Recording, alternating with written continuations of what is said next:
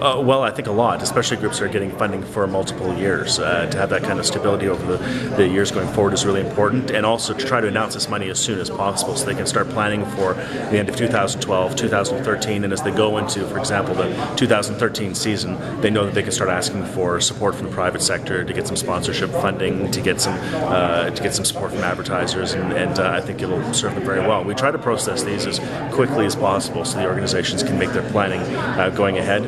And what's really impressive about North Bay is the real diversity that is here. The cultural diversity here is fantastic for a city of 50,000 people. It's really quite impressive how much diversity there is here. When you talk about multi-year funding, I suppose that you don't want it to become a crutch, like a welfare crutch, but how is that going to work in terms of these folks seeing that stability and finding other support within the community?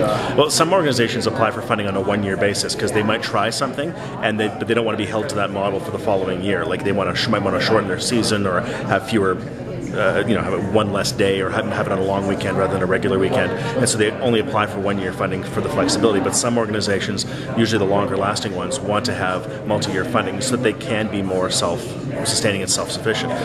Because government funding, as much as we try to provide it, the truth is sometimes it's not always there, and maybe it's not always there at the level that people hope for. So to have multi-year funding allows organizations to be more self-sufficient and to lean on the community a little bit more and basically say, look, we do have support from taxpayers through the government in order to get us going. But if you think that the Jazz Festival is really great, if you think that the Francophone Festival is really good, if you like our film festival, if you want us to keep moving forward, that we're going to need your help. So come on out and show your support. And it allows for a better community sense of these kinds of events. How does your ministry decide which projects and organizations to fund? Well, there's a formula, and either you qualify or you don't. And it's actually kind of quite complex and boring, but there's actually a formula.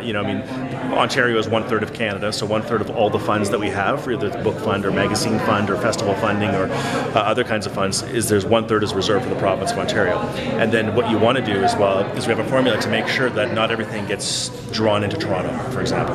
And so we want to make sure that money gets to North Bay, gets to Timmins, and gets to other parts of the province that otherwise may not have a really strong and professional machine that is very good at asking for government funding. So we always reserve funds for other parts of the province as well. And then ultimately the decision is made by the department. They decide who qualifies and who doesn't. And qualification is based on track record, their ability to be self-sustaining, how much outreach they do to the community, their involvement with kids and so on. And then they get a score and then they get approved and we move forward. So, what's your ultimate goal and hope for this funding? That it allows for Canada's cultural communities, large and small, all across the country, to continue to grow and to build, to be more self-sustaining, and to breathe life into communities and make them more diverse. When you go into some towns that are have a population of 25,000 people and they've got a jazz festival and a film festival and a community festival and a kids book reading program, it's fantastic, and we want to have more of that. And when you look at North Bay, there's a strong and healthy Francophone community here. It's a pretty diverse cultural community as well. We want to make sure that that the money gets spread around and that the community can not only grow economically but grow culturally and have a good quality of life. What are you hearing from those cultural centres in the communities, as well as the artists themselves? That the recession was tough. They were thankful that even in not only during the recession, as I said in my speech, that we increased funding during the recession, which we did, but even in the budget 2012 where we had to make some tough decisions. We cut the CBC 10%. We did make some cuts, but funding for arts and funding for festivals and funding for the Canada Council for the Arts, which is the main funding mechanism of the Government of Canada, we've increased it by 20% since we first formed government, and we haven't cut a dime of it.